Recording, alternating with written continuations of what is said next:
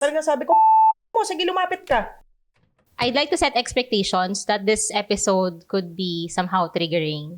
Kasi it's about abuse. Abuse can come in different forms. But I'd like to talk about the topic about being sexually abused. Trauma changes you. It changes you, it diminishes your life. Parang talagang it would create so much fear na yung mga bagay na nagagawa mo dati para talagang mapupundi ka. Especially when we talk about, that kind of trauma. Kasi feeling mo, something was taken away from you without consent.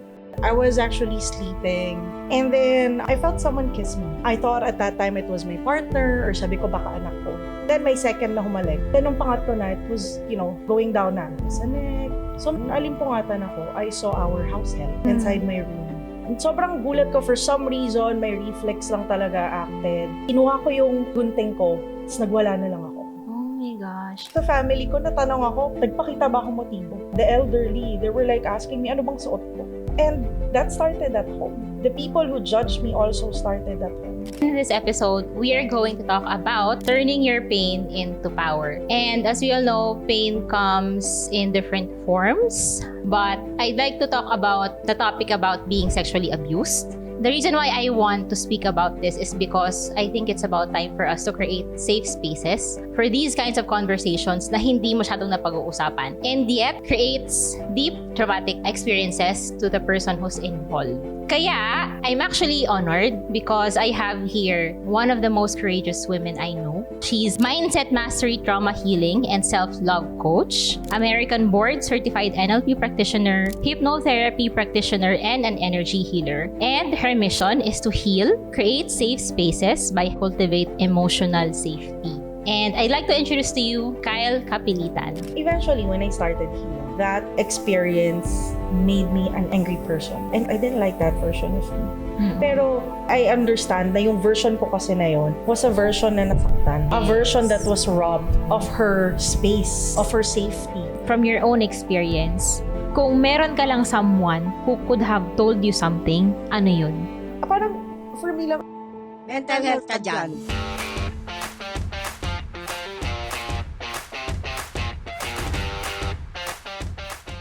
I know this is a hard topic to discuss, pero I think you've done the work na rin naman. I've asked you twice, di ba? yes. Na parang, what questions don't you like me to ask you? Yeah, oo. Yes. Ano sagot mo? Wala. Just ask. Yes. Wow, tapang. May tissue ba dyan? So, Webster Dictionary? Oo, basta wala mong mahirap.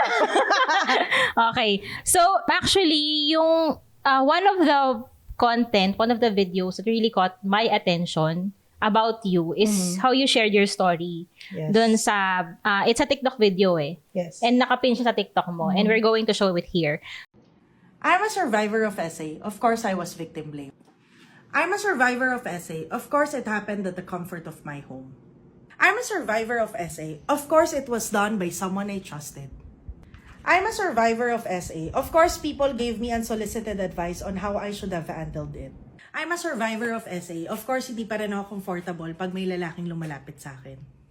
I'm a survivor of SA. Of course, ang unang tanong sa akin, anong suot mo? I'm a survivor of SA. Of course, I did not allow that to get the best of me. I'm a survivor of SA. Of course, lalaban tayo, kaya ngayon, life coach na tayo. So, the keywords that you used there, actually marami siya. Victim blamed. It happened in the comfort of your home. Done by someone you trusted. And then, because of that, a lot of people gave you unsolicited advice on how you should have handled it. And now, you're not comfortable when men lumalapit sa'yo. That was when I made that video. Oh, but now hindi na. Hindi na. Oh, that's good. Lapit lang, charing. And the last part that I really am inspired is you did not allow that to get the best of you. Of course. Oh my gosh. Of course. Yeah, power. Okay, so sige, can you walk us through how it happened? You mentioned it happened in the comfort of your home. Yeah. So, this was way back 2023. It was February 5. I still know the date. And I was actually sleeping. I got home late. And then, I felt someone kiss me. I thought at that time it was my partner or sabi ko baka anak ko. And then, so ako parang I ignored it. Dapa kasi ako matulog. So someone kissed me on the cheek. So ako, okay. And then may second na humalik. Sabi ko, baka isa partner ko, isa anak ko. And then nung pangatlo na, it was, going down na sa neck and all that. So medyo naalimpungatan ako. I saw our house help inside my room. And sobrang gulat ko for some reason, may reflex lang talaga acted. Hindi ko alam, ang gulo-gulo ng gamit ko in my trolley. Tapos kinuha ko yung gunting ko, tapos nagwala na lang ako. But in that room kasi, I was in the side of the room na dehado talaga ako. Nandun ako, malayo ako sa pinto, sarado lahat ng bintana. As in, even if I scream, talagang no one would hear me. Plus, at home kasi, ang kasama ko lang was my grandmother. So, I didn't want to, and she's a senior. So, natatakot ako, like, I could run, pero paano siya? Hindi niya kayang tumakbo ng mabilis. So, that's what I was thinking. And totoo pala yun, na kasi matapang ako eh. Matapang talaga ako eh. Bastusin mo ko, may pagsapakan ako sa'yo. Alam mo yun, bastusin mo ako, I can look you in the eye. And sabi mo, binabastos. Pero when you're confronted in that, I wouldn't say in your weakest because I don't think I was weak. It was my vulnerable moment. Because I was in my room. I was supposed to be in my safe space. And kinuha ko yung gunting, tinutukan ko siya ng gunting. Tapos talagang sabi ko, pwede ba magmura? Yes. Okay, talagang sabi ko, putang ina mo, sige lumapit ka. Lumapit ka. Talagang feeling ko, sabi ko, pag lumapit to, wala na talaga akong magagawa. Pero sabi ko, no matter what happens, lalaban talaga ako.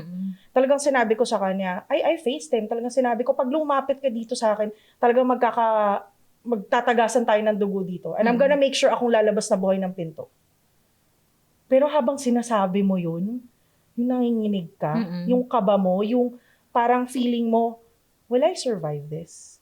Kasi iniisip ko, may mommy pa ba yung anak ko mamaya after this? Tapos hindi ko alam paano ko tatakbo sa pinto, hindi ko alam, alam mo yun, yung sobrang alert lang talaga. Tapos lumabas siya. For some reason, lumabas tong taong to. And then, yun na yung, sinabi ko, umalis ka na sa bahay. Hindi na ako naka-report, hindi na ako, a lot of people would say, dapat nag-report ka, but when you're in that situation, all you want to do is survive. Umalis ka na lang sa bahay. Iniisip ko yung grandmother ko, how?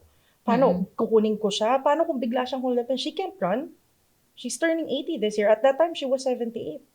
Kung ako lang, sige, I can run. Maghabol lang kami hanggang makapunta akong police station. Pero paano siya? Good thing my daughter wasn't there. Tapos, this person has been our house help. He was like the maintenance for the apartments that we run for 4 years. He was with us for 4 years. We treated him like family. And then, nung finally lumabas na siya ng room, I started texting him na umalis ka na. And then I called my partner. And then some friends came. Yung partner ko na lang talaga yung nagtawag. So may mga pumunta na mga friends ko sa bahay. And then pinaalis na siya. And then parang sinabi niya, dapat talaga pupwersahin ko si Ma'am Kyle. That was his last words. And then within 3 days pa yan, nag-chat pa siya sa lola ko na parang gusto daw niya na parang gusto daw niya na maging kami, na he believes in something, na merong something sa amin, na I led him on. It was so crazy. Alam mo yung mga napapanood mo lang sa movie? Yung mga napapanood mo na panghapon na show, nangyayari pala talaga siya.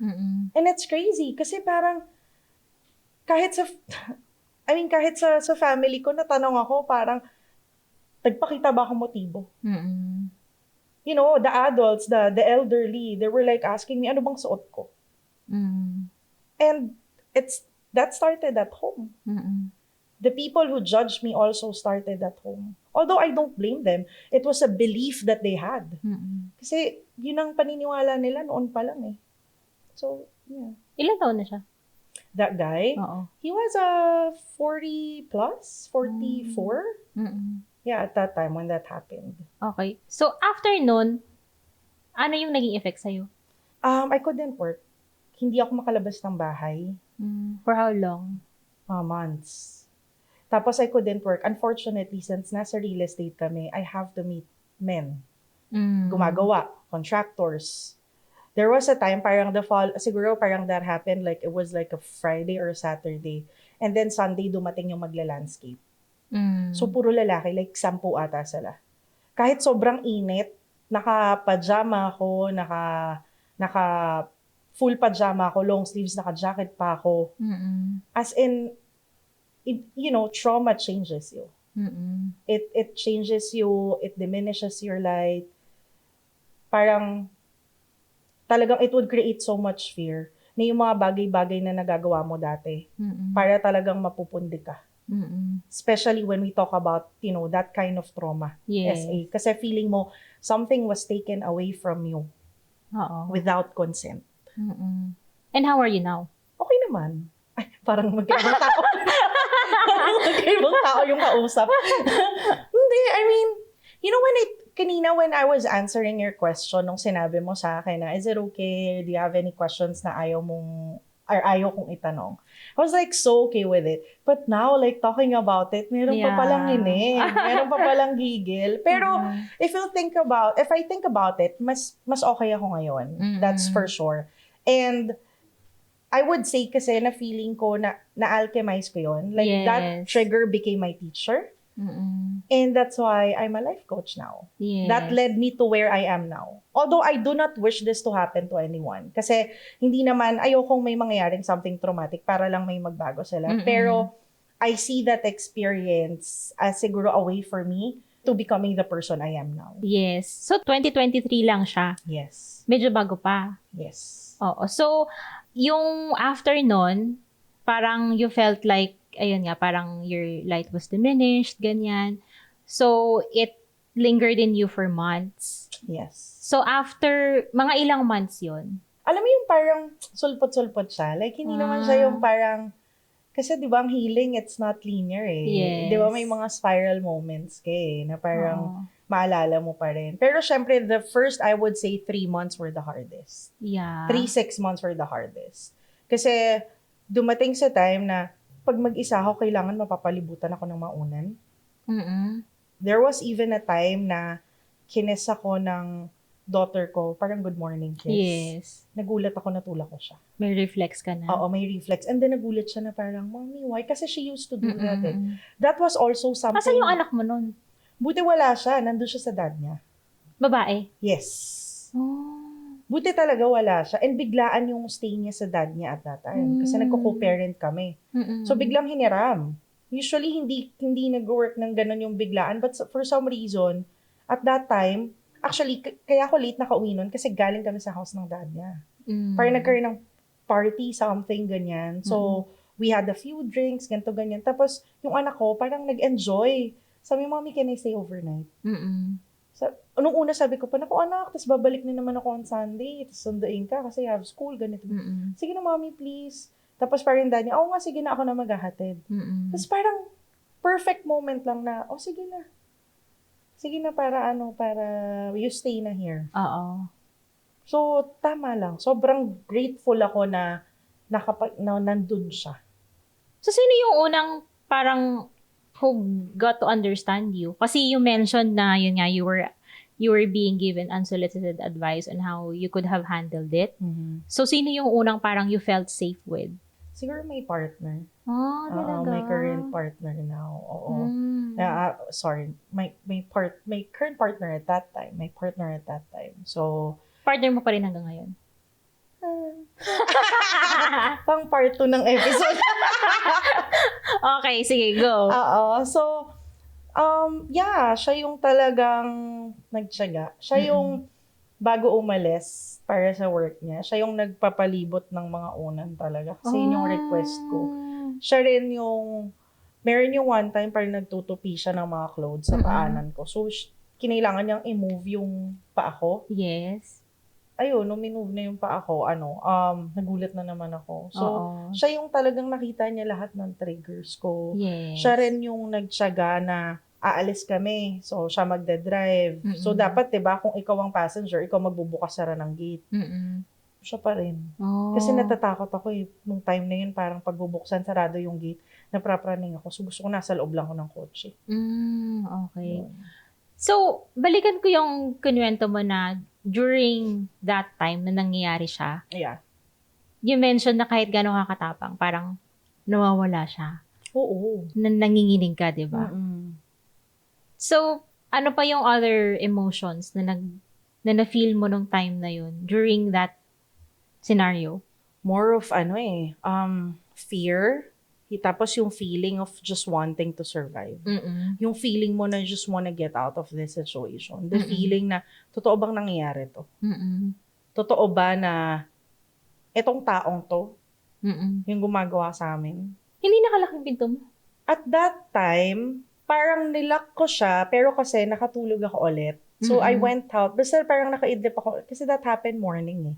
So, I think that was like 11 a.m. Oo. So, nagising na ako, in-unlock ko na yung door. Kasi nga, morning na. Mm-mm. Tapos nakaidlip ako ulit. Yes. So, parang that's what happened. Oo. Ayun. Oh my gosh. And then, after nun, since parang, syempre it's a foreign someone who's touching your body, di ba? So, I know na-discuss mo na kanina how it felt like, di ba? Pero, is there something na parang medyo parang something that lingered in you? Sensation ng body mo for a couple of months? Basta overall, ayoko lang talagang hawakan ako. Ayokong madikit kahit kanino, babae, lalaki. Ah, Oo. okay. As Tapos, in, that really scares me. mm-mm. I didn't want to be intimate. Mm-mm. Parang nakakiss lang sa akin anak ko. Yes. Yun. Ano sabi ng lola mo? Well, my lola has dementia. So, Okay. her reaction was parang, ano ba nangyari? And all that. Tapos sabi ko, I think he's on drugs. Kasi I've known him for 4 years eh. So, itong taong to, parang feeling ko, he was really on drugs. Yes. Kasi if he wasn't, he wouldn't be acting that way. So, and to have that hallucination, that illusion and belief na may something sa amin, parang ang weird nun. Kasi parang, never tayong naiwan na tayong dalawa. Alam mo yon yung parang, and why? He knew na meron akong partner noon. Yeah. So, alam mo yon it was Oo. just, my lola was like, she was like, may relasyon ba kayo? Oh. That's what she said. And then, she was, telling me na, baka kasi sa suot mo. So, Yes. yeah. Oh, that's another issue. Oo. Diba? I think, dahil nga, diba, meron na rin mga nag-a-address ng ganyang concern. Na parang it's not Yes. about what I you wear. Yeah. Diba? But, okay, if it's not about what I wear, what do you think brought him to that kind of state aside from being, parang influenced by drugs. Oo. That women should be careful about. I think, I don't think there's a telltale sign on who does it, because sometimes it can be your father. Sometimes it can be your uncle, your brother. I have clients na may ganong mga situations. So, I don't think there's a telltale sign kung paano mo ma-identify na, etong taong to would do this. I think at the end of the day, we just have to be careful. I mean, it's honestly about the decision of them too, with how they decide. Like, magagawin mo, will you take advantage of that woman? Yes. Bilang lalaki? Or will you respect that woman? So, nagbago ba yung mo? Kasi, di ba nakwento mo nga na kahit mainit, naka full on pajama ka, ganyan. Pero, when you go out, nagbago ba yung the way you dress? Eventually, when I started healing na, nung na ako, kasi parang that experience made me an angry person. Like, lagi akong galit. For some reason. So, and I didn't want that. I didn't like that version of me. Pero, I understand na yung version ko kasi na yun was a version na nasaktan. Yes. A version that was robbed of her space. Yes. Of her safety. Kaya siya galit. Ninakawan siya, ninakawan ako. Alam mo yun, ng isang tao, ng safety nest ko. Diba? I mean, yeah. Tapos trusted mo pa. Oo, and then trusted pa. And then I also had to address na parang, when I started thinking, parang, growing up pala, it wasn't the first time pala. Really? Yeah. What do you mean? Parang, that experience cracked me open. Oh my gosh. Ang dami ko palang nakalimutan na, this guy, I met this guy through a friend, this guy did this. Ay, advantage, ano pala yun? He took advantage pala. Mm-mm. At that time, parang, in some way, siguro, I was trying to like, erase it, play it cool. Yes. Didn't want to Just talk to about it. to Alam mo shut yun? off.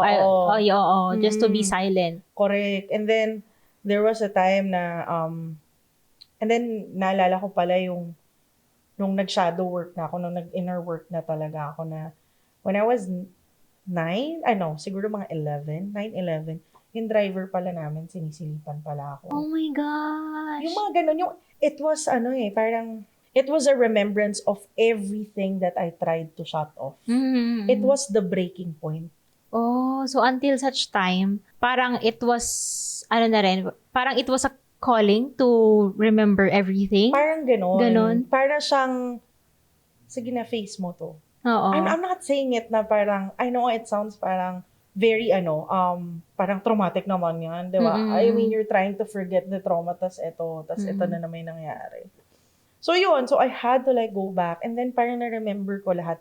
Kaya habang patagal na patagal, mas pagalit ako ng pagalit. Mm-mm. And then Yeah. there was a time yung naungkat ko pa yung a celebrity who offered me a parang, if you wanna, be a backup dancer, be a Mm-mm. ganito, ganyan.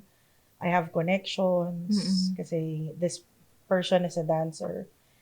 And then, yun pala he wanted us to do things na iba. Yes. Oo. And I was a minor at that time. Mm. Na parang at that time, parang tinatry mong kalimutan. Oo. Alam mo yun, yung feeling ko parang pag nakikita ko yung taong yun on TV, parang, okay lang, parang ganun, parang, sige lang, baka I wanted it. Parang feeling ko pati sarili ko, ginaslight ko Yes. Oo. without me realizing. Because it was also coming from a place of shame.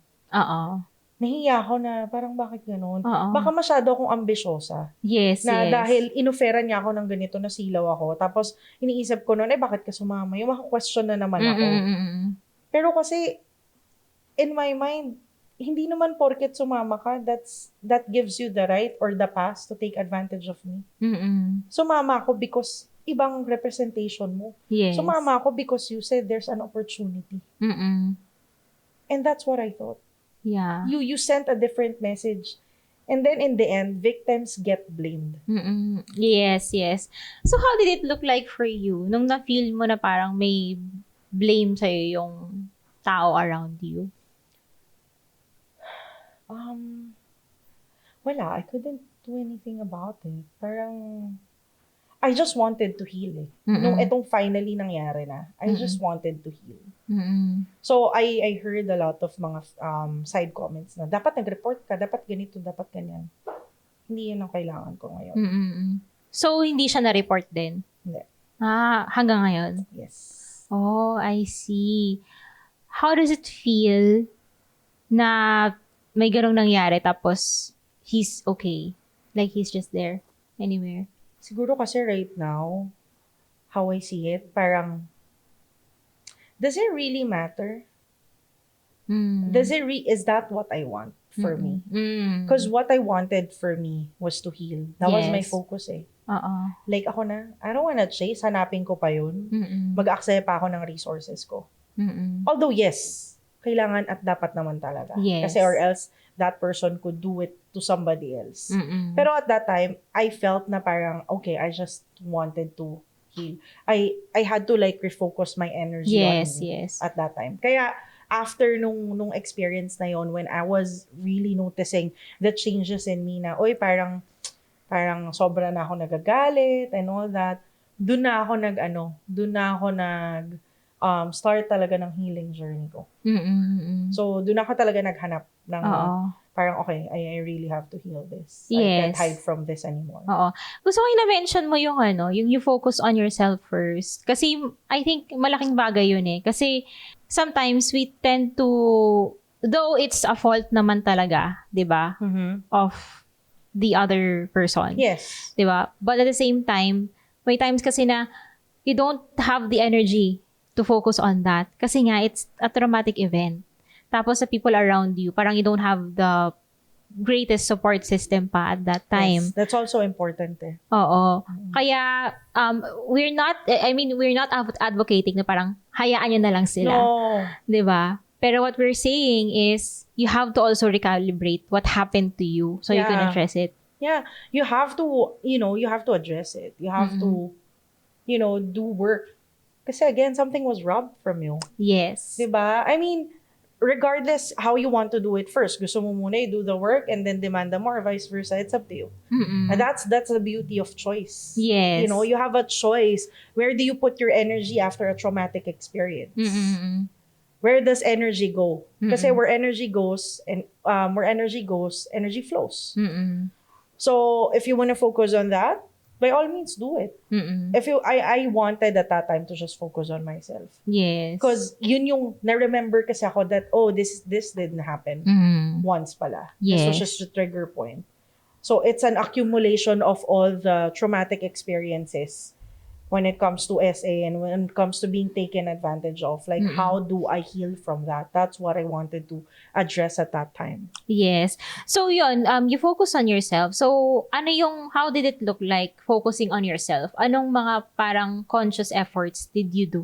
A lot. I started seeking mga healing. Mm-mm. So, parang, alam mo yung, when I was younger kasi, I attended church. So, I think I was like 15, nag-youth ako. And then, member din ako ng solo parent ministry dati sa The Feast. Tapos, nag-psych din ako when I was in my 20s. Nagpa-psychiatrist ako. So, parang feeling ko, I did those na. Kasi, di ba, pag sinabi nila, you need to heal, dalawa lang naman dyan eh. Number 1, simba ka. Yun ang advice lagi sa atin eh. Or number 2, patingin ka. Yes, yes. Sabi ko, what else is there? Mm-mm. Ano pa bang meron? Kasi parang nagawa ko na lahat. Parang I need something else. Yes, I couldn't pinpoint it. I couldn't find it. Until I started seeking una tarot. Try ko nga sa tarot. Ano bang meron dito? Pero you did not, consult psychologist, ganun. Meron na kasi ako last time eh. Nag-ano na ako eh. When I was in my 20s eh. So, okay. meron na eh. Mm-mm. Pero parang gusto ko ng holistic approach. Yes. I was looking for something else talaga na bago. So, ayun, try ko nga tarot. Okay. Okay, sige, may konting clarity. Okay, may downloads. Okay. What kind of clarity did you get? Siguro I got to know myself better. Siguro doon ako na-open sa, you need to, parang, what do you call this? You need to heal your mga inner wounds, mga ganyan. Mga basic na ganun lang naman na, you're being meant to, or you're being, parang, this is happening to you because ganito, ganyan. So parang ako, okay, sige, baka yun nga. Pero syempre, it's very vague. Okay, sige, let's, sabi ko, sige, let me try something else. So, energy healing. Pranic healing naman. Pranic is? Pranic is a kind of energy healing. It's a modality. Pero it's different from, parang sort of like Reiki, pero magkaiba lang sila ng modality. Pero hindi ako practitioner. Yes. Ako lang yung I was a parang client, kumbaga. Yes. Pero sorry, yung tarot mo, nakailang sessions ka doon before you were able to feel that, kontento na ako dito, I'll move to another modality? Marami din. Parang from time to time. Pero kasi what I did was, even with me na nagpapataro read ako, naghahanap pa ako ng iba. Kasi gusto ko talaga mag-heal eh. Tapos, nag-ano ko, The energy healing. Energy healing, si pranic healing. Tapos after ko magpa-pranic healing, parang, hiyak talaga ako. As in, for some reason, parang ako may release. Doon ako parang... Paano ginagawa yun? Yung pranic healing? Parang meron siyang exercise muna. Tapos deep meditation. So, first time kong mag-meditate. How long? Oh my gosh, taga. Like, siguro 40 minutes, 30 minutes. Okay. Parang ganon. Oo. So, first time ko talaga na mag-meditate. Never kong na-quiet yung noise sa mind ko. In how many years of my experience. So, in how many years of living dito sa mundong to. Finally, nung na-quiet siya, di lahat ng shadows lumabas. Sa quiet siya. Miyak ako. Sabi ko, oh my God, grabe talagang breakdown. Tapos parang, sinihil niya ako. May ginagawa siyang something. Pero kasi nakapikit, so I don't know anong ginagawa. Ano yan, solo? Oh. Parang yung partner ko at that time,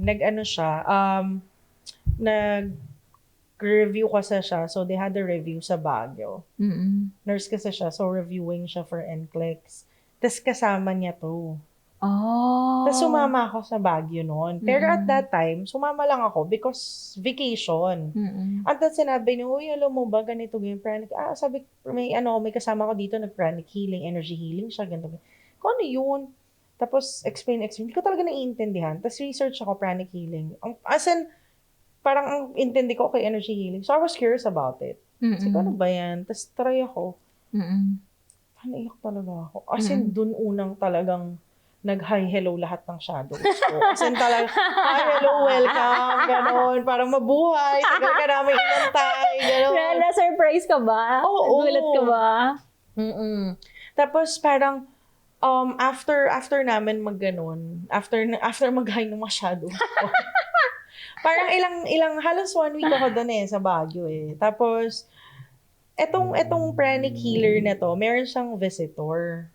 Parang friend niya, nasusunduin siya. Yes. Nag-session pa kami dun sa nirentahan namin na parang condo. Umakit tong friend niya na to. And this, yung friend niya, kasi medyo may edad na rin, siguro mga 50s na rin to, ganito. Tapos pagkaakyat, tinignan ko lang siya. Tapos pagkatingin ko dito sa friend niya to, yung 50s na to, iyak ako ng iyak. Kasi tong friend nitong pranic healer, exactly looks like my great-grandmother.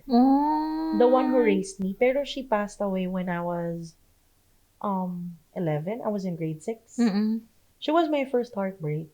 Ay. Tapos cry lang. As in, sobrang iyak lang ako ng iyak. Tapos parang tinitingnan niya na ako. Na parang tinitingnan ako ni tita na parang, ba't may iyak ng iyak tong batang to? Apo ba kita? Ganon. Tapos, iyak na sabi ko, sorry. Sabi ko, sorry for crying. Sabi ko, you really look like my great-grandmother. Sabi ko, she raised me.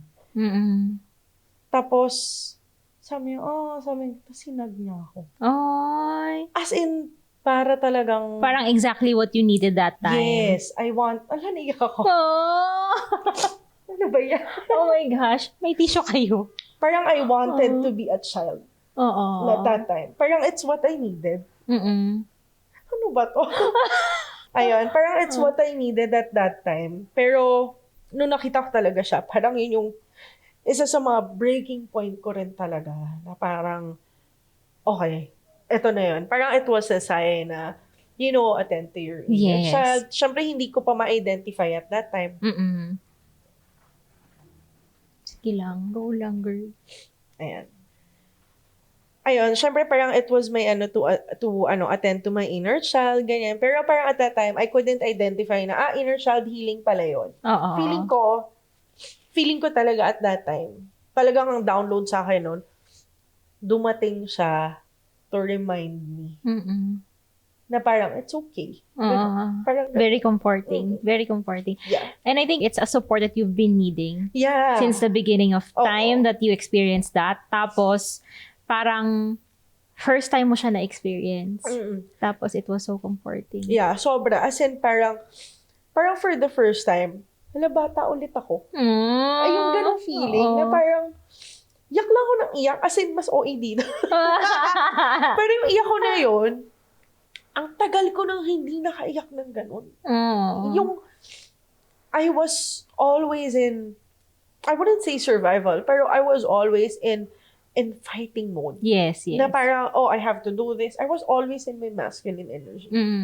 Then, nung nakita ko siya, tas nung I see, gumano siya, let me hug you. Sabi niya, naman niya. Oo, tas lumapit siya, dun ako, mas umiyak. Tas sabi niya, it's okay. Sabi, sige lang, cry. Sabi niya ganun. Tas para akong bata na, gusto ko magsumbong. Gusto ko magsumbong na, Lola, ganyan ginagawa nila. Oh my gosh. Ayun. And parang yung nung time nga na kinailangan mo yun, hindi siya, wala kang na-feel na may ganong support ka. Parang kasi, siguro I didn't want lang to go the traditional route. Yung parang yung point ko, I'm not saying na, I pray naman kasi. Di ba? I grew up in a Catholic way. Ako pag tinatanong ako, I'm Catholic. So I pray. So I know I have, strong faith. But Yes. ang belief ko kasi is, nasa taong gawa, nasa Diyos ang awa. So even if you pray 24/7, if you don't do the work, you don't heal. Tapos, ayoko naman mag-psych at that time. Kasi, parang, for me lang, I'm not here to identify na naman na, ano to, depression na naman. Ano to, ganitong disorder na naman. I just wanted to heal. Yes, That's what I was, wanting lang. Yeah. So, yun. So, nung parang tas parang sabi ko, sign na talaga to. Na I should, continue. Yeah. I should dive deep.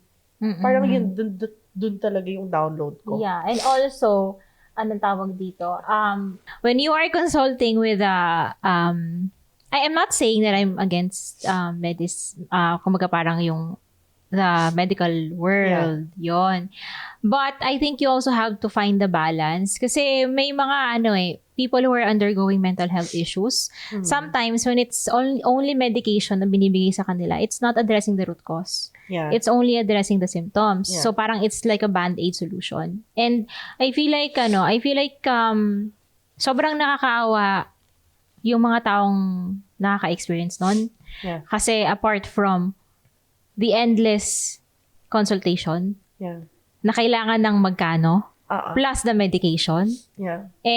my friends would say na minsan pag medication, feel nila para silang lutang, ganon. Yeah. And it's not yun. Kaya parang, alam mo yun, parang this also why I created this platform. It's to also give space for different, healing modalities.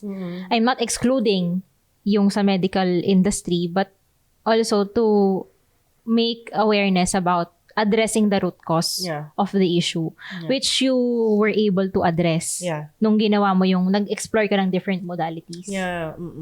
Saka yun nga, coming from someone who also experienced going through a psychiatrist with meds, parang feeling ko hina-hype up lang ako. May diagnosis ka ba? Meron. Ano? Borderline personality disorder. And then, mild depression. Oh, I see. So, in my 20s yan. So, na-diagnose na ako. Pero parang, okay, ano ngayon? What's next? Tas meds. Tas nung nag-meds ako, parang feeling ko, okay, ganda ng mood ko while on meds. Pero syempre, pag pawala na yung... Nag-die down na. Oo, nagda-die down na. Ganun na naman. Oo. Kaya nung na-experience ko to, sabi ko, ayoko muna ng psychiatrist. Hanap muna ako ng ibang way pa. Oo. Hindi ko naman sinasabing hindi maganda yung natulong. I just wanted something else. Yes, something deeper. Something deeper, yeah. And I feel like, yun naman yung kagandahan ngayon kasi there are a lot of options eh. Yes. So wala ka ng excuse not to heal. Kasi marami ng ways, maraming options. But you just have to explore, you have to try.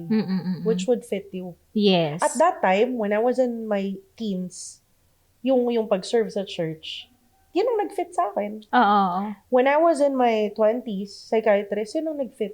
And itong nasa 30s ako, itong nag-fit. Yes, yes. Ayun. Tapos, after that experience in Baguio, umuwi ako noon na para akong merong walking light. Oh, sarap na feeling, no? Oo, parang merong siyang na-turn on na light na hindi ko ma-experience. Yes, yes, oo. Na hindi ko ma-explain saan galing yung experience na yun. And then, nagganap ako. Sabi ko, okay, parang gusto ko ng retreat. And then, I saw a retreat on TikTok. This retreat was in Davao. Oo. Tapos, ayun na. Parang tuloy-tuloy na. So, Tapos, Davao pa? na. Nag-fly ako sa Davao noon to do the retreat. Anong klaseng retreat yun? It was a holistic retreat. More of like may mga breathwork, inner child. I see. And how long? It was 3 days. 2 nights and 3 days. Okay. Yeah. Tapos, dun ko unang nakita yung retreat facilitator. Tapos, sabi ko, gusto ko yan. Gusto ko maging ganun. Oh, that's where it all started. Oo. Parang called akong gawin yan. Tapos, so I had, parang the Baguio happened like August. September nag-retreat ako. As in, sunod-sunod. And then, November, nag-start na ako to get certifications. Yes. Kay Dr. June Acevedo. Ayan. So, for the NLP, timeline therapy, hypnotherapy. And then, January of 2024, nakuha ko na lahat ng certifications ko. February, March. March, I had my first client.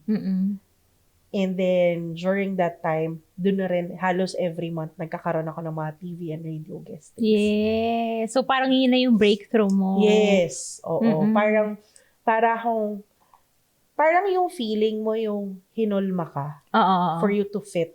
Yes. Because this is where you should be. Yes. Kaya, even how painful the experience was, even if how traumatic it was, in some ways, I see that experience as a gift. Because it led me to where I am now. Yeah, oo. Grabe, no? Grabe. I feel like, I can relate dun sa sinabi mo na for the first time, you felt yung comfort. Yan, and parang yung no judgment. I experienced it sa breathwork na inatinan ko before with Dylan Ewing. Parang 1 hour kami nag-breathwork noon. Yeah. Tapos parang, alam mo yun, parang all the experiences that I've had in the past, parang I was carrying them all. And it was the first time that I felt na parang no judgment. Parang it's okay to feel the pain. Ganon. Kaya, ang comforting lang na merong mga ganitong retreats na pwedeng i-explore. Kasi nga, I think these were the healing modalities na wala yung mga parents natin before. Totoo. Diba? They had very limited options. Oo. It's also the reason kung bakit of all the things na pwede kong gawin, why I became a life coach, kasi I wanted to give people options. Yes, true. Alam mo yun yung lagi kong sinasabi na I'm not saying na, oh, this is how to do it. I'm just saying there's an option for you. Yes. So, you have no choice not to heal. Kasi at that time, our parents, kaya rin hindi siguro eventually I forgave na lang din my family, di ba yung mga nasabi, and other people, not just my family, but other people who judge me na, dapat ganito ginawa mo, dapat ganito, those people na ang dami nilang nasabi. It's because I realized na it's what they know best at that time eh. Yun lang yung best na alam nila. It's their upbringing as well. And I can't blame them. They were functioning in survival mode. Yes. They didn't have options at all. So, okay. Nung nakita mo, from yung, great-grandmother mo na nakita mo, so, can you walk us through yung journey mo doon before ka makarating dun sa Davao na nakita mo yung parang, I want to be a life coach, ganon. Yeah. So, yung in-between nun, what happened pa after that comforting event? Siguro doon na nag-start yung nagko-commit na ako into meditation. Oh. Nagsisik na ako ng healing. Tapos, I started writing letters to her. I started writing letters. In a way, journaling na pala yung ginagawa ko. Na I didn't know. In my mind, I was just writing letters to her. So, from time to time, like, para akong nagsusumbong. And I in some ways, I felt like she was around. Yes, Yun. So, ayun, basta every time, tapos even yung mga algorithm ko, parang dati kung ano-ano lang pinapanood ko. It changes din eh. Parang, I want this. Hanap nga ako. Kung ano-ano man research ko, healing, ganyan. Saan ako napupunta-punta? Tapos doon na nag-open yung word sa akin ng life coach. Doon may nakikita na ako. Ano ba to? Iniisip ko pa at that time, baka after ko nitong mag-retreat, baka need ko ng life coach. Baka yun. Tapos I started listening to the message. Yes. I started doon. Mas na-raise talaga yung awareness ko na, ano kaya to? Bakit kaya? Kasi nagtanong ako agad parang, ba't kaya siya nagpakita? Kasi supposedly, hindi kami magkikita. Because supposedly, yung friend ko na Pranic healer, aalis, they were supposed to meet somewhere else. Pero biglang sabi, hindi na, sige, sunduin na lang kita. Tapos, dapat bababa lang yung friend ko from the condo. Babay na kami. Tapos, hindi na kami magkita. Sa parking lang yung friend niya na kamukha nga nung grandmother ko. Ang nangyari, parang, naku, hindi pa ako. Tapos, kasi may hinihil pa siya ng pranic healing nga. Ganyan, hindi lang kasi ako yung nagpagawa eh. So, yung mga iba dun sa training center, pumunta rin sa condo kasi nagpagawa rin sa kanya. Nagpa-heal din, parang ganon. So I had to like go down. And ako lang yung available noon. I had to go down to pick up yung bisita niya. Oo. Doon ko una nakita. So, ano talaga siya? Parang it's meant to happen din talaga. Yes, parang talagang, eto na. Yeah. So, as in, paakit kami, nakatitig lang ako sa kanya. As in, feeling ko talaga na may weirdo. Ano ba itong nakatitig lang. Stalker ka na. Matakot naman itong bata. Kasi nakatitig lang ako. Hello po, ganun. Tapos, I remember parang even siguro yung voice ko, yung parang akong bata na, hi, Oo. hello po, kanina pa po kayo. Ganon, hindi ako ganon eh. Hindi ako ganon. So, Yes. para akong bata. Oo.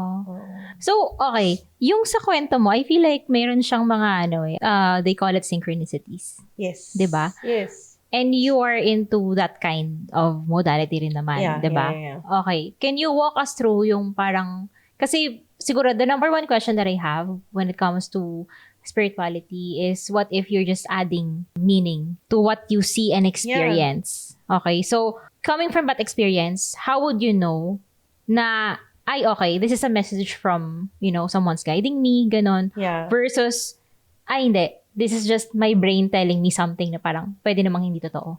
Siyempre, number one, you would know if it's coming from intuition. Intuition versus judgment. Oh. Number two, if it gives you peace versus ego. Oh, that's nice. So, I knew that I was meant to meet her because that gave me peace. It wasn't to build my ego. It wasn't, it gave me peace. Without any words. And then, it made me open more doors na, ano pa meron? What's more? Diba? What's gonna happen pa? Parang, okay, this is, magical for me. This happened now. Ano pa? After nitong pranic healing. And then because of that, because me being able to witness that, and parang nagkaroon nga ako ng konting light within me. Konti parang may na-switch eh. Yes. Mas nagkaroon ako ng, I want more. Yeah. Let me, iba pala pag nag-heal. May ganun nga eh. Iba pala when you start your healing journey. Okay, let me go dig. Let me dig deeper. Ano pang ways ko to heal? Yes. And then I found the retreat. Yeah. And then during the retreat, I want to be a life coach. Ano pa? How can I become a life coach? And then nag-aral ako ng NLP. Of course, while you're also learning, at first, all I wanted was to get the certification. That was just my intention, honestly, because we're all very honorifics naman talaga tayo dito sa Pilipinas eh. Diba? Their question would be, what makes you credible to become a life coach? So that was my first intention. Along the way, I didn't realize those sessions during the time that, nag-aaral ako to get those certifications. I was actually healing myself too. True. So, parang sunod-sunod lang siya. No? Parang, Parang flow. Nasa flow ka. Parang nandun lang ako. Tapos, it gave me opportunities to get to know myself better. Tapos, andun yung ginagawa ko na pala, journaling na pala yun. Meditation na pala to. Ang meditation pala, other way is also hypnotherapy. Kasi, iniiba-iba lang yung terms. So, alam mo yun, yung as you go deeper, as you learn more, the more that you heal. So, yun. Okay. So, nag-aral ka nung NLP for you to be a life coach. And then, gano'ng katagal yung yung span niya from the time na parang nag-seek ka ng healing from the time na, I'm already studying to be a life coach? Last week of July till first week ng August, yun yung time kasi na nasa Baguio eh. Pero before that, nagpapataro-taro na. Pero hindi ko masyadong inaano si taro kasi parang just gives me clarity. Parang ganun. Hindi pa talaga siya. So, I would say talaga yung si Pranic healing. So, sabihin natin yun. So, July. So, August. September retreat. October, November. 4 months. 4 months. From the time na I had that experience ng July. So, I have another question. Kasi, parang kamaga accepting that you have something to heal within you is also a hard thing to do. Yeah. Yung acceptance, diba? Kaya nga people are really denial when it comes to, meron akong ganito, ganon. Pero it looks like, based sa kwento mo, 20 years old ka, you already consulted. Yes. Pero, kailan mo na feel na parang may something before ka mag-consult sa psychiatrist? Teenager pa lang, 15. 15? Yeah. Oh. Kasi parang nung nagpunta ako sa church, alam ko may issues na ako eh. Mm-mm. With my dad. Ah. Marami na akong wounds. Paano siya nagmamanifest on a daily activity? For some reason, I don't know if it's just my sign because I'm a Scorpio sun. Mm-mm. So baka kasi si Scorpio kasi very transformative. So, ma-self-reflect. Oo. So siguro baka doon, I don't know. Pero when I was a teenager, parang I had so many questions. Matanong talaga ako, bakit ganito? Bakit kaya ako nagagalit? Bakit kaya ang aga ko dumate? Bakit kaya ako ganito sa mga boyfriends ko? Bakit kaya ayoko maiwan? Ba't kaya ako jumping from one relationship to another? Ang dami kong tanong sa sarili ko. 15 pa lang. Tapos, pero syempre, hindi lahat masagot ko. So, I just did what I could. And then, after noon, yung sa psych kasi, nag-overdose ako. Oh. Yeah. Ano nangyari sa'yo? Nag-overdose ka? Galing akong gimmick noon. Tapos, for some reason, ang weird din. Pagka-uwi ko, para akong lungkot ko. Okay. Sobrang down ko lang. Tapos, kumuha ko ng mga gamot-gamot sa... Meds sa psych mo? No, wala pang psych noon. Kaya ako nag-psych because of that. Wait lang. Anong gamot ininom mo? Hindi ko na alam eh. Alam mo yun, parang tips. Actually, drunk ako noon. Oh. Halo-halo na lang kung anong matake ko naman. Parang tawag ito? Extreme sadness? Oo, para lang ako nagkaroon ng dark moment. Ayoko na. Tapos nakita ko si mama. I call my lola mama. So, ayun. Si lola yung kasama ko sa house nga. Matakbo siya from taas. Sabi niya, ano nangyari sa'yo? Tapos alam mo yung pawala na yung puti sa mata mo. Oo. Yung parang hindi mo na, pawala na yung itim. Yung parang, pawala na yung puti. So parang puro itim na lang yung nakikita mo. Sakita ko siya patakbo. Nung patakbo, parang pinipilit kong buksan yung mata ko. And then, siya nangyari sa'yo? Doon ako na, parang sabi ko, sorry ma. Buti naging okay ka. Sinabi ko, take ako meds. So they had to bring me sa medical city. So syempre, the ER, ang recommendation nila was to see a psychiatrist. Kaya ako napa-open sa psychiatrist. I see. Yeah. Anong damage nagawa sa'yo nung overdose mo? Physically, wala naman? Wala naman. Thank God. Yes, thank God. Pero, they had to para magsuka ako, they had to pump. Yung mga pero I was conscious almost. I was so close to passing out. Pero nadala pa nila ako sa buti na hospital. nalaban mo siya. Yeah, oo. Tapos they had to hydrate me. Yes. Ganon. Tapos nung nagpa-check up na ako sa psychiatrist, parang okay, sige, meds. Ganun. So parang pag tinatanong ako, feeling ko I've been healing since I was 15. Oo. Kaya nga parang it's something na nag-curious ako to ask. Kasi not all people have the courage to accept and not deny and also ask for help. Yeah. So, apart from from what I hear, you're saying na baka innate siya sa'yo. Possible, pero feeling ko, siguro nakatulong din yung I'm an only child. I didn't have anyone to talk to. My family were so busy kasi with their careers, with the family business. So usually I was, on my own. So I really had a lot of questions. And kaya rin nag-join sa church at that time. So, may mga kuya ate. So, I had people na nakakausap ko and then I learned. Yun. Sinishare mo na sa kanila yung pinagdaanan mo before? A little, oo. Pakunti-kunti yung about sa daddy wounds ko, ganyan. So, nag-share out. Tapos, pag may nasabi sila sa akin, parang okay, parang sige, let me ponder on that. Tapos, kahit yung mga kunwari sa mga Bible sharing, na let's say, what verse struck you the most, gustong-gusto ko yun. Kasi parang, reflection. Oo, nakakapag-reflect ako eh. So, ayun. I guess parang bata pa lang ako. Yung questions. I think that's where you start healing. Yes. When you start asking questions. Yes. Okay. Yeah. It's deep kasi when you get to ask different questions na. Di ba? Yeah. Pero ano yung parang what advice do you have for those people na parang they're having a hard time accepting what is kasi nga of a traumatic event. Like kung ano yung pinagdaanan mo. How would you parang from your own experience, kung meron ka lang someone who could have told you something, ano yun? Do you wanna get stuck? Or do you wanna move forward? I wish that's something that, those two words, although how raw, disruptive it may be, pero sometimes we need that real talk eh. Yes. Na do you wanna get stuck? Mm-mm. And siguro if someone told me na, Kyle, you have a choice. Mm-mm. You have a choice to do something about this, to heal from this, to alchemize this, to turn this pain into power. Or you also have a choice to become a victim for the rest of your life. Mm-mm. Okay. And if they are interested to work with you as a life coach, what can you promise? I can promise to always show up.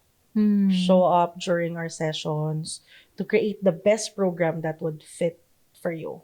But your change, your transformation, that's something that I cannot promise because that is a work that you have to promise yourself. Yes. But I can be here if you need someone who's gonna be raw, who's gonna give you the real talk.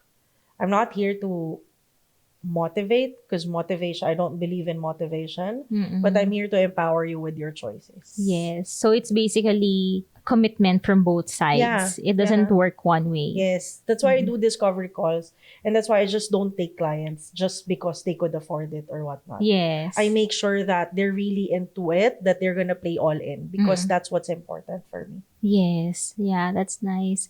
Okay. So, last piece of advice for siguro not only for people who have traumatic events, but alam mo yun, people in general who are, undergoing different things. Ganun. Yeah, I think the first thing that you need to do is to ask yourself, number one, do you want to get out of that situation? If yes, number two would be, what kind of help do you need? Kasi I think from there, that's where you could identify kanino ka lalapit din. Yes. True, Kasi kung true. hindi mo alam yung kailangan mong tulong, hindi mo rin malalaman kung kanino ka lalapit at kung sinong makakatulong sa'yo. And siguro my pinaka-last advice for everyone who's going through something, it may be traumatic or hindi, but just something difficult, siguro it's just to start your inner work. Every time you're going through something difficult, it's the best time for you to start asking yourself, how am I? Where are the triggers coming from? Why am I acting the way I am acting? And when you start asking the hard questions, that's when you also learn more about yourself. And that's very important. Yun naman ang journey ng healing eh. Yes. It's you getting to know yourself in a deeper level. Yes. Yung mga pain na nararamdaman natin, yung mga struggles natin on a day-to-day basis, it's a wake-up call for us. Kinakatok tayo, kaya natin nararamdaman yun because there's a part of us that needs to be addressed. There's a part of us that needs to be changed. And this doesn't just parang happen through, through meditation or what. But what I'm saying is do everything you can. I'm not saying na after 1 year, you'll be good. After this, okay ka na. I mean, I started when I was 15. Right? So, healing is a lifetime journey, but you have to start somewhere. Yes. And yung inner work na nabanggit mo, it's something that you're also working with your clients, right? Yes. How does it look like in your program? Yeah, so I'm very heavy on inner child healing. That's one. Of course, changing the way you think, rewiring your patterns then. Kasi everything that has caused us trauma, has caused us pain, somehow defines us now. Kumbaga, I mean, well, not define, pero somehow becomes the reason why we're acting. Yes. So I go back to the root cause. I guess that's how I do it in my program. I go back to the root cause. I dig deep. Because the deeper that I dig, mas nakukuha natin yung pinakabulok. Mas nakikita natin, saan ba yung bulok? Saan bang parte itong na nabubulok? Yes. Sabi nga nila, healing daw is like layers of onions. Yes. So I guess that's why nung 15 ako and 20, because I was just doing the layers eh. Pero ito kasi kaya siguro mas sabi kong grabe yung breakthrough ko. Because in that onion, nasa bulok na part na ako. Oo. As funny as it may sound, Yes, nandun ako yes. sa bulok, sa Oo. nakakaiyak na part. Di ba yung pagbulok, tas kinat mo, Oo. yung gitna, yun yung mas nakakaiyak. Andun na ako sa part na yun. So that's also what I do with my program. We go back to where it started. And the tools that I use, especially timeline therapy, that's also very, very helpful din. Kasi it's you going back to the first moment that you felt such emotion. Yes, So, oo. You swept under the rug. Yes, yes. Okay. And if they want to work with you, let us know. Where can they find you? Yeah, so I do have my website. It's www.kylecapilitan.com. I also have my Instagram and my TikTok. That's Kyle Capilitan. Yes. Thank you so much for Thank you. Thank you for being real and vulnerable.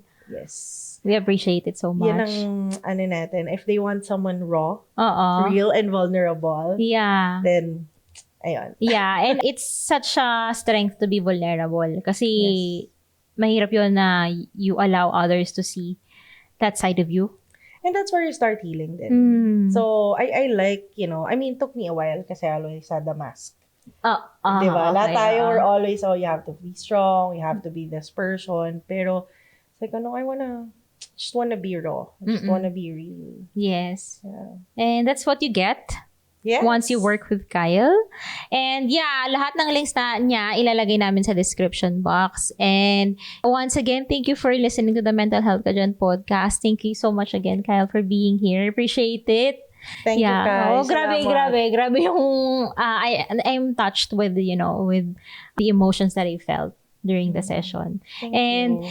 if you want to work with Kyle, just reach out to her. And if you have other topics you want us to discuss, meron kami Facebook, Instagram, and TikTok. And also follow us on Spotify. Please share this with your friends who need to hear it. And yeah, I'll see you again on the next episode.